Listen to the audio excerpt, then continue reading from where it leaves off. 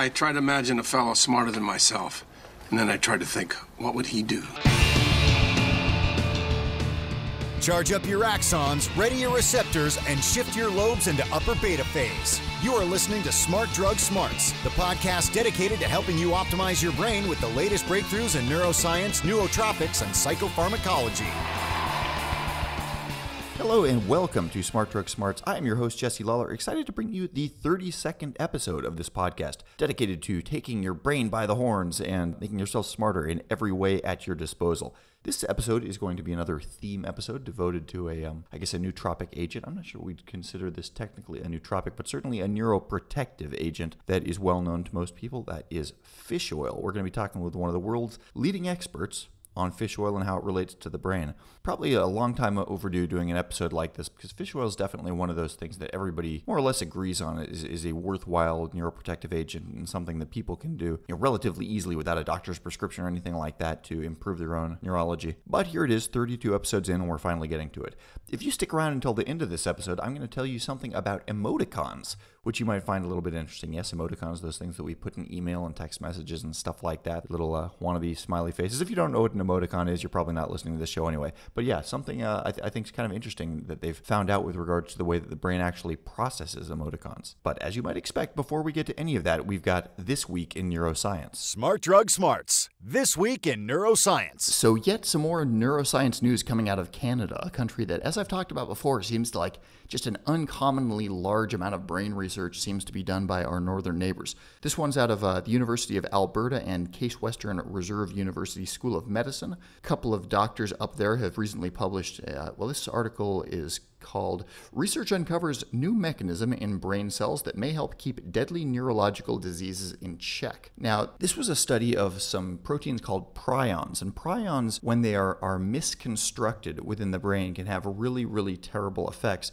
leading to incurable neurodegenerative disorders such as Creutzfeldt-Jakob disease in humans and the much more salaciously named mad cow disease. To skip over a bunch of the scientific details, long story short is once you reach a certain threshold, a certain number of misshapen prions in a brain cell, it basically stops working right and is going to die, and you get really big problems. So one of the questions that's been plaguing science is when prions start being mismanufactured in test tube conditions, like very quickly within a matter of days, they can reach the point where they're replicating so quickly that they're sort of at the final stages of what the brain disorder would look like. But in actual living animals, the onset time between when there are first measurable numbers of misshapen prions and when we actually see symptomatic conditions at the organism level, it can be really, really long, like in some cases as many as multiple decades. It raises the question of what's going on here. What is the brain able to do that the test tube is not able to do to protect itself from the out-of-control manufacture of these misshapen proteins? And it turns out that the brain actually has a kind of clever mechanism. While it can't stop the misshapen proteins from being created,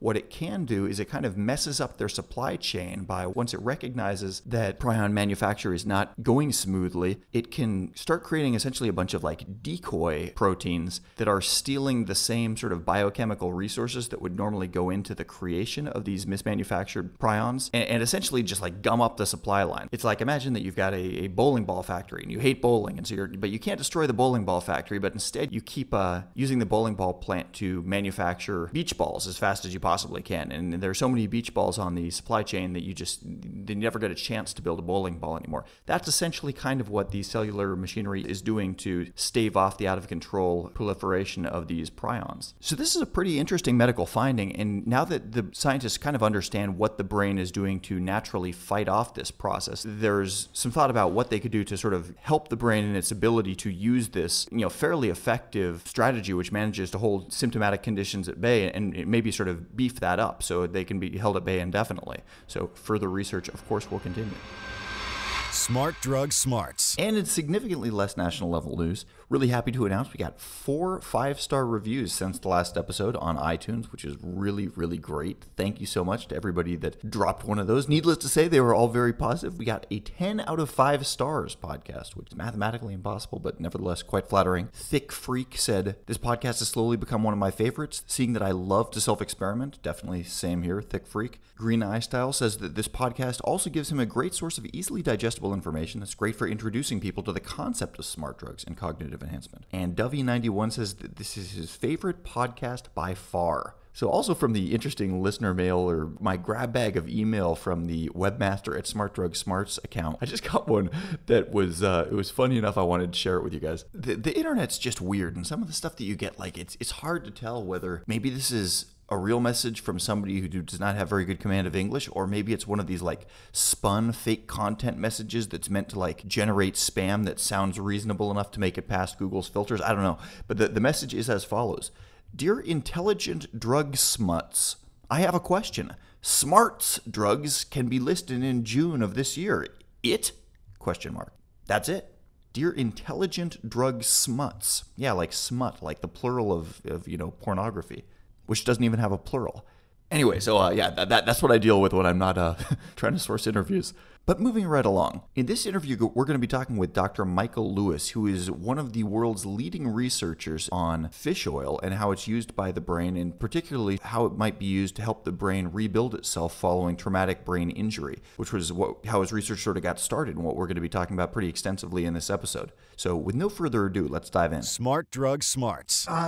The real short story of how I got involved in fish oil actually dates back to January of 2006. The Sago mine accident occurred. Basically, I think it was a dozen miners died and only one was found alive when they got down to the mine in West Virginia. But the stories that started to come out of that one survivor was that he had methane gas poisoning, carbon monoxide poisoning.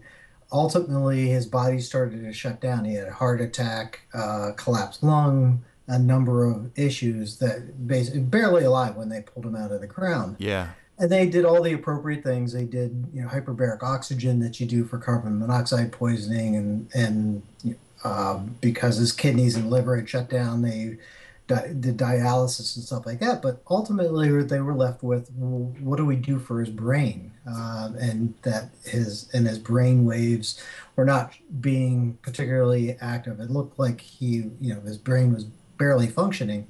And so the neurosurgeon ended up actually contacting Barry Sears of the Zone Diet, and Barry Sears came down to Morgantown, West Virginia, and basically together they started pumping this guy full of fish oil, just out of complete, what else, we got nothing to lose, what else roll the dice on could it. we do? Roll the dice on it, because it had never really been done as best as anybody knew at that time. And I started to hear these stories of how Dr. Julian Bales, the neurosurgeon, was talking about why he used fish oil. And it turned out that I've got a mutual friend who said, well, why don't you talk to him? And basically called him up that night, handed me the phone, and so I got a chance to talk to Julian Bales and asked him, why did he do this and why did he do that and so on.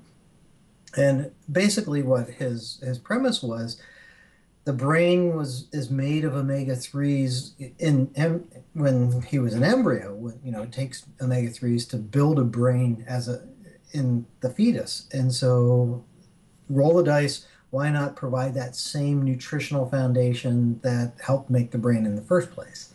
And the short of the story is that the survivor, Randy McCloy, walked out of the hospital basically a couple months later and has done fine ever since.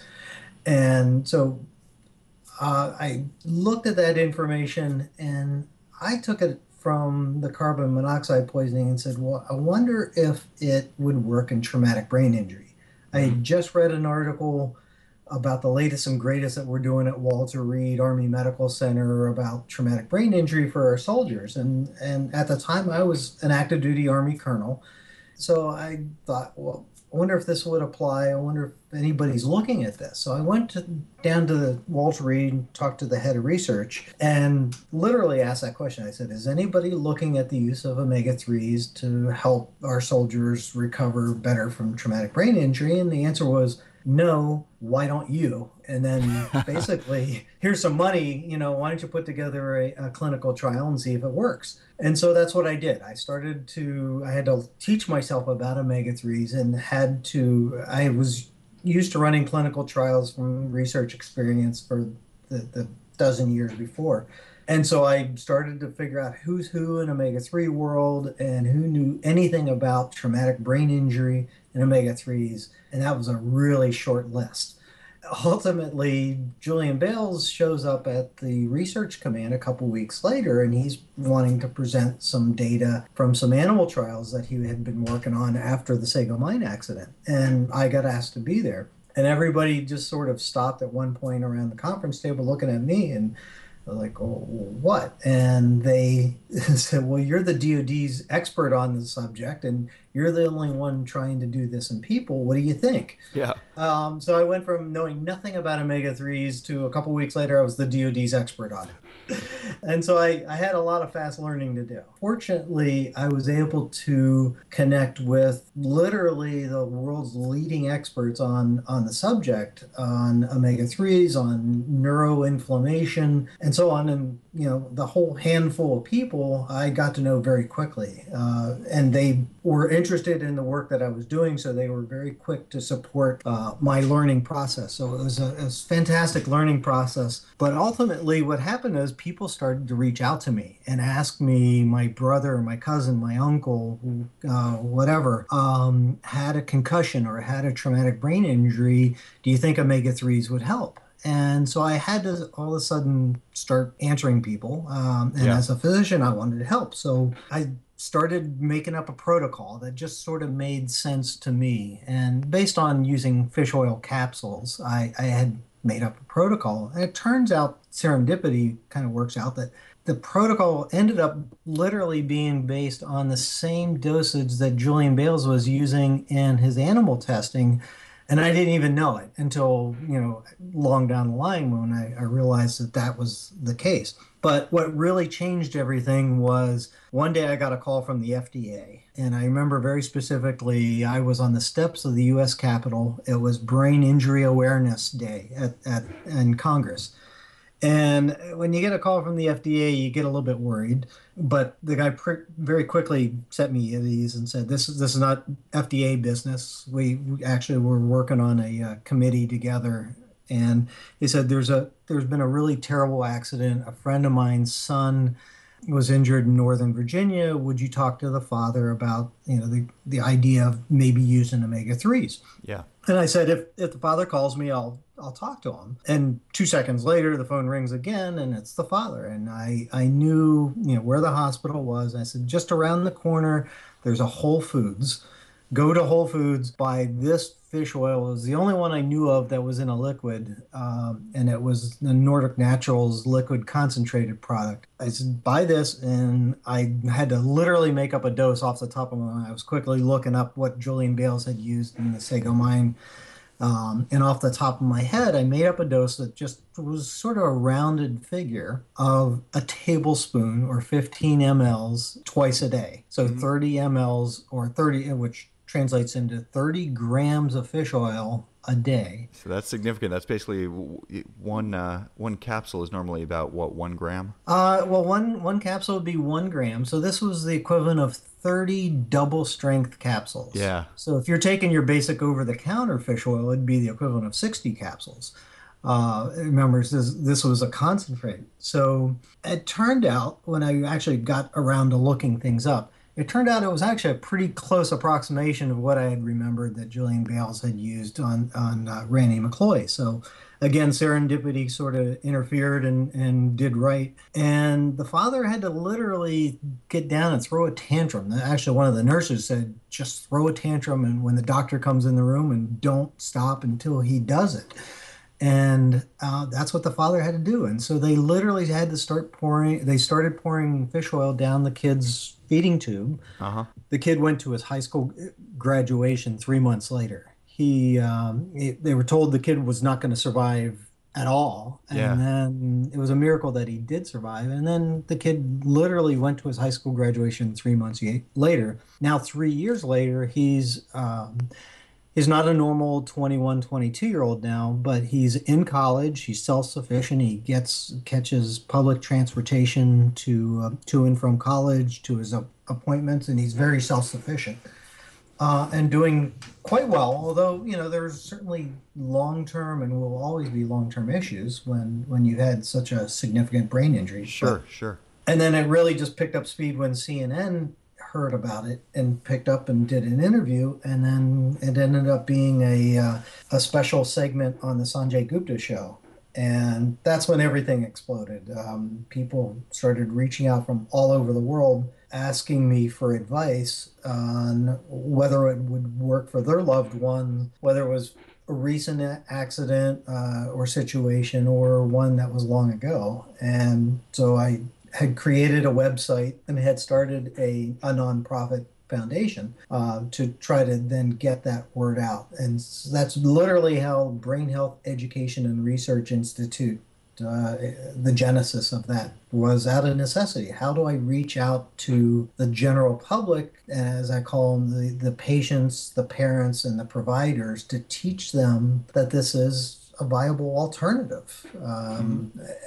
Because basically, modern medicine has nothing else. There is no treatment for traumatic brain injury. Yeah, that's what I was going to ask. Is the alternative that prior to 2006 was essentially, if somebody's in a coma or something like that, you wait and see and let nature take its course? Was that really the best that science had to offer? Exactly. And today that's still the same. That's still all that science has to offer. When I first started out and I was reaching out to these omega-3 experts, I was having a beer in Germany actually with one of these experts who works on on spinal cord injury, and I said to Professor Michael Titus, I said, it's crazy. We're not doing anything different than we would have done 500 years ago. And right. She says, "Oh no, that's not true." I'm like, "Really?" And she goes, "No, it's at least 1,000 years." Well, so let's see. I guess a lot of follow-up questions to this. First of all, I guess how much of the brain, like by dry weight or whatever, is omega-3 fatty acids? Like, I mean, just as a raw building block of the physical brain, how much are we talking here? Well, basically, the dry weight, it's estimated to be somewhere between 20 and 30%. Different sources say different things, but it's basically about 20 to 30% of the dry weight from everything that I understand. As you can imagine, the brain's very complex. And when you're talking about omega-3s, you have to get down literally to the subcellular level. And so when you're talking about the cell wall of a neuron and you've got a lipid bilayer where you've got fats opposing each other. We're talking cell membrane, not cell wall, right? Yes, we are. You are just want to make sure that I was remembering my biology right. You're not talking about plants. You're absolutely right. Good catch. Anyway, so when you're talking about the cell membrane, it's a lipid bilayer where you have two opposing phospholipids. So omega-3s are part of that phospholipid bilayer. Now we start to get into a little bit of discussion, what's that membrane made of? And omega-3s are an important part of it, but the other big, really important part of that level is omega-6s.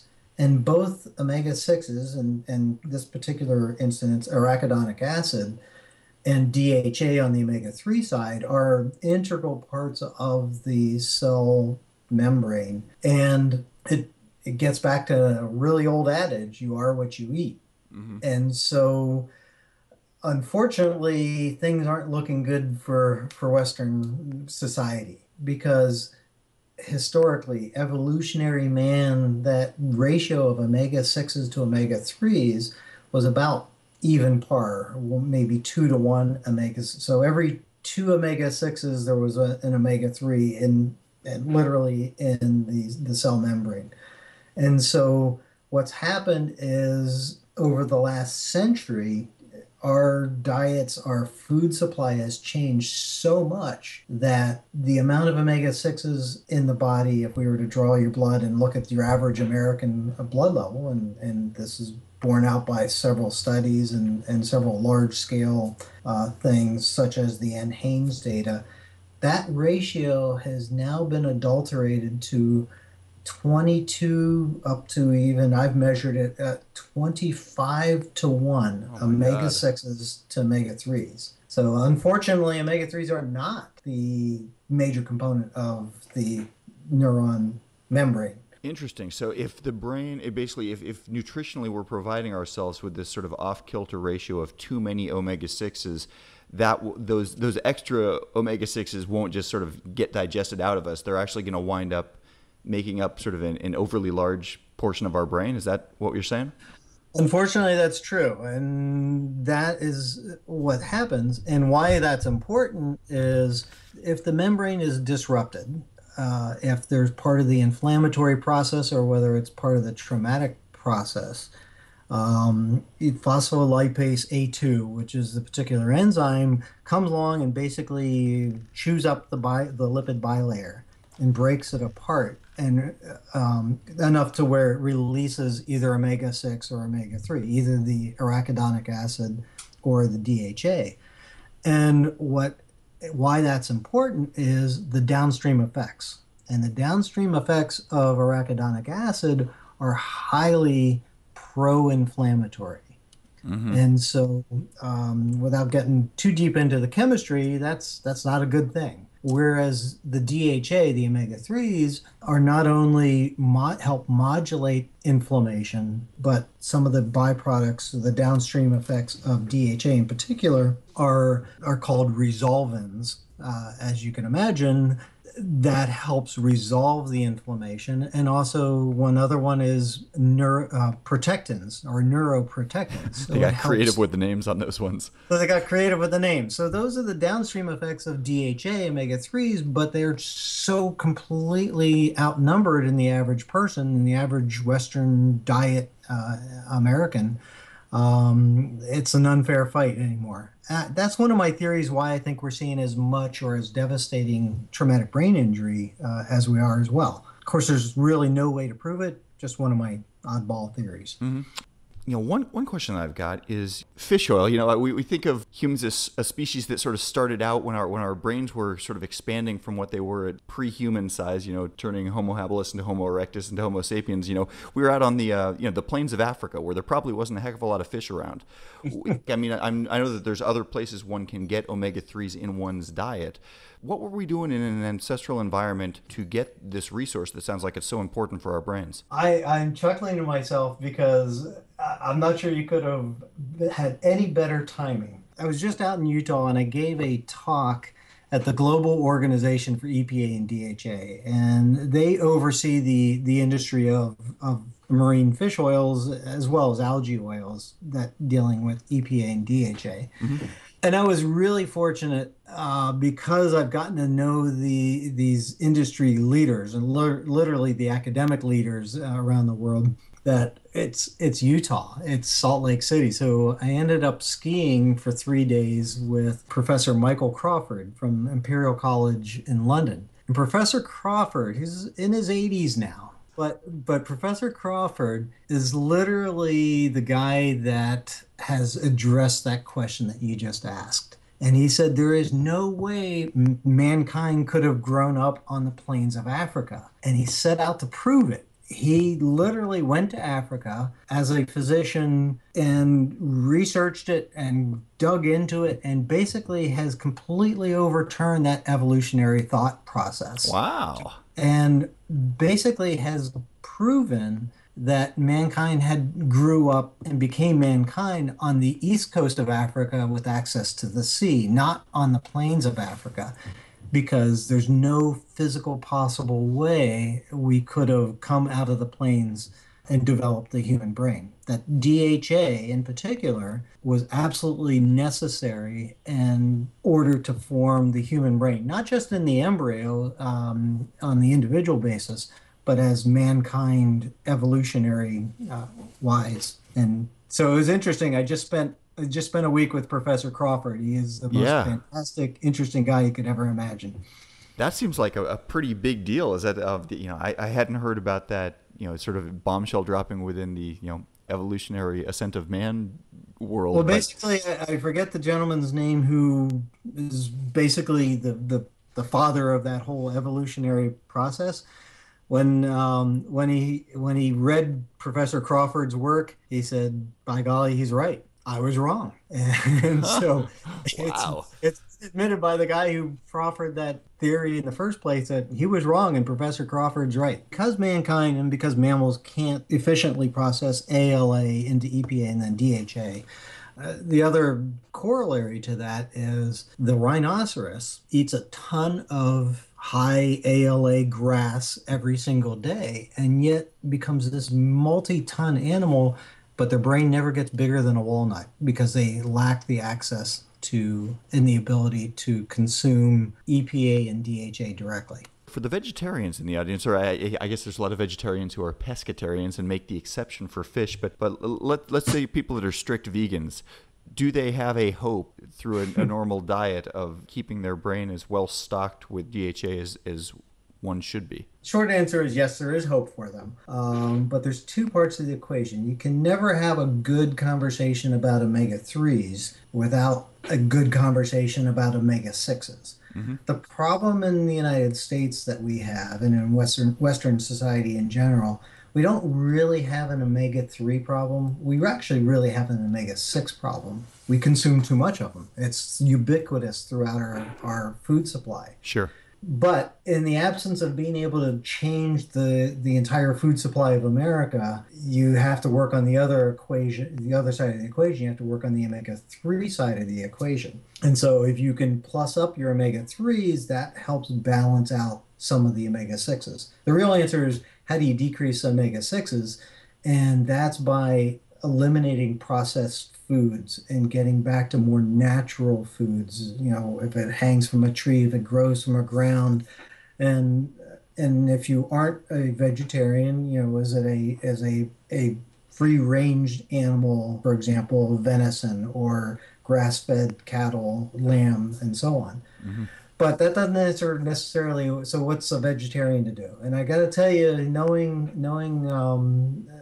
people that run omega-3 testing labs, the two biggest testing labs around, or the two most well-known ones, and they will tell you that that vegetarians often have the absolute worst omega-3 and levels and the worst omega-6 to 3 ratios because they don't consume EPA and DHA directly. Mm-hmm, mm-hmm. That's the bad news. The good news is, where do you think fish get their EPA and DHA? Right, they've got to be getting it from plankton and things like that are working their way up the food chain. Exactly. And so, interestingly enough, NASA approached this problem back in the mid-'80s when they were looking at how do we send somebody to Mars and back, and what do they need nutritionally. And so they realized that EPA and DHA, the long-chain omega-3s, were important and they needed to be ingested, and they asked that question. They said, where do fish get their EPA and DHA? And they get it from algae. And so they set out to figure out what are the highest concentrations of DHA algae around the world, and they figured it out. And then promptly the NASA canceled that program. But the scientists who were working on it felt it was too good, and they actually started their own company called Martech. And Martech basically took this concept and continued to run with it and developed the ability on a production scale how to grow algae in basically million-gallon test tube type of situation. Yeah.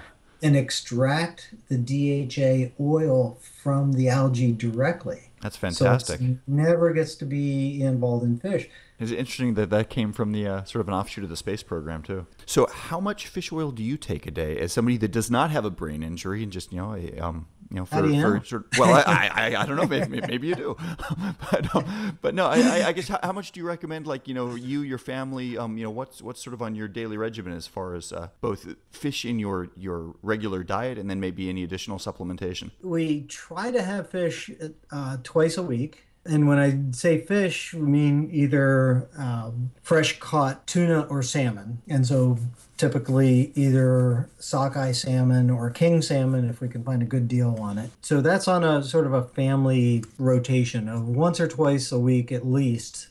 We'll have fish. In addition to that, none of us leave the breakfast table in the morning without taking our multivitamin and several capsules of fish oil.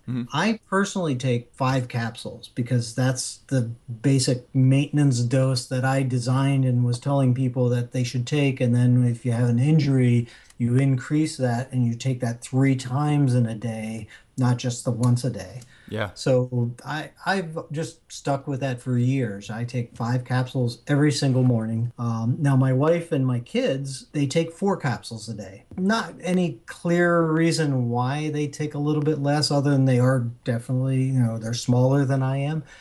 But interesting to note is that my kids are now 13 and 15, 13-year-old boy, 15-year-old girl. And probably for the last 5 years, that's what we've done. My kids, since they were probably 8 or 9 years old, did not leave the breakfast table without taking 4 capsules of fish oil. Even at 8 years old, 4 capsules of fish oil. Yeah. And nobody even questions it now. Of course, it was a little bit of a struggle at first, but I don't have to police that up. They do it without any question at all. Because they've seen the benefits in themselves and in friends when they were able to convince. My kids are my best salesmen. Yeah. They'll come home and say, "Hey, Dad, so-and-so got a concussion playing soccer, and I told him to take fish oil and told him to go to your website." And so they're really good about it. They understand it. Anything else that you would recommend to a brain-interested audience?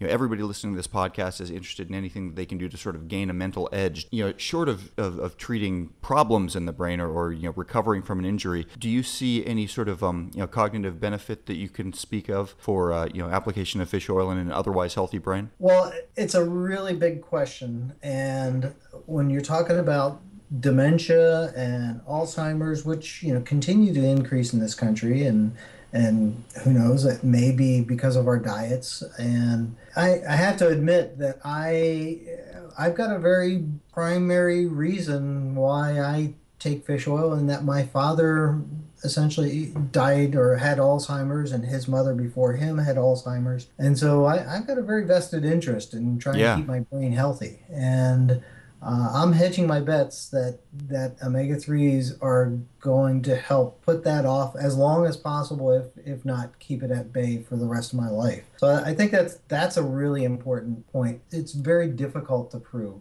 Yeah, but it's cheap insurance as far as that goes. Oh, absolutely. Thank you very, very much, Dr. Michael Lewis, for that conversation about fish oil. I got to say, not every Smart Drug Smarts interview we do does it actually have any ramifications for what I put into myself personally, but that's one that in the time since doing this interview, I really have significantly upped my intake of fish oil tablets. So yeah, definitely really had some effect on me. And it was really, really interesting to note also that theoretical timeline and location of human evolutionary history has sort of changed to take advantage of knowledge about how instrumental fish oil is to our physiologies. I really hope that piece makes it into the final interview because I thought that was one of the most interesting parts of the talk. Anyway, as promised, let's move on to the ruthless listener retention gimmick. Smart Drug Smarts, ruthless listener retention gimmick. So I might be running a little bit low on vasopressin, which we've talked about before. It's a naturally occurring chemical within the brain which helps one form memories in the hippocampus, if I'm not mistaken. I kind of have a sneaking suspicion that we had an emoticon-related piece of content that we talked about on this show before. But anyway, so this ruthless listener retention gimmick, as promised, is about emoticons. And somebody's done some research into how the brain processes emoticons, whether it's actually the sort of special facial recognition, human facial recognition hardware within our own brains that is used when we see that little colon and right-hand parentheses turned on its side that looks vaguely like a smiley face, or whether it's just a symbol that we've been taught representative of something and we think smiley faces when we see it and therefore it makes us happy, but we're not actually using the part of our brain that's used to interpret visual faces. So what they found is that in contrast to a human face, which when you you invert it, meaning when you basically rotate it 180 degrees, so somebody would be, in this case, exactly upside down, there's a big difference in the way that the brain processes that visually versus a normal right side up human. And with the emoticons, when they did the inversion, rotating it around its center 180 degrees, they didn't see nearly as big of a change in the brain's response, which in their discussion they kind of take to mean that, okay, emoticons are not really being treated the same way that faces are by the brain. However, I kind of question a little bit their scientific procedure on this, simply because it seems a little bit like an apples to oranges comparison, because an emoticon smiley face is sort of always lean 90 degrees to its one side, and so inverting that leans its 90 degrees to its other side, whereas the human faces that they're comparing it to and the change in response would be based on a perfectly right side up individual versus a perfectly upside down individual. So I'm not sure that the procedural method they used is actually 100% valid. I wish they'd had a couple more variables in their study. But this leads me to what I would really like to have as a near-term episode of Smart Drug Smarts, which is something about like the scientific method and scientific procedures and how experiments are put together, because we put so much stock in, well, there was a scientific study that said this, but, not all scientific studies are necessarily created equal. And of course, oftentimes the findings from one can radically contradict findings from others that seem like they're kind of studying the same thing. So having a good little experimental procedures and methodologies episode is something that's on my near-term hit list. But yeah, as for this emoticon article, we'll put up the link and you can judge for yourself if you think that their experimental method was correct or not. Smart Drug Smarts. And that is the entire episode. If you liked what you heard, please recommend this podcast to your friends. And thank you once again to those of you who left an iTunes review following the last episode. That did my heart good to see those reviews. The show notes for this episode, as always, will be online at www.smartdrugsmarts.com. I'll be back at you next week. And next week, little sneak preview. There's going to be a giveaway of some L-theanine and caffeine pills, which are something that I take no less than twice per week and can enthusiastically recommend. So yeah, we're going to be doing that for a couple of weeks. I'll let you know details about that next week, when I will be back with the same podcast and the same unflagging commitment to helping you fine-tune the performance of your own brain. Have a great week and stay smart. You've been listening to the Smart Drug Smarts podcast. Visit us online at www.smartdrugsmarts.com and subscribe to our mailing list to keep your neurons buzzing with the latest in brain optimization. Smart Drug Smarts should be listened to for entertainment purposes only, although some guests on the show are medical doctors, most are not, and the host is just some random guy. Nothing you hear on this podcast or read at smartdrugsmarts.com should be considered medical advice. Consult your doctor and use some damn common sense before doing anything you think might have a lasting impact on your brain.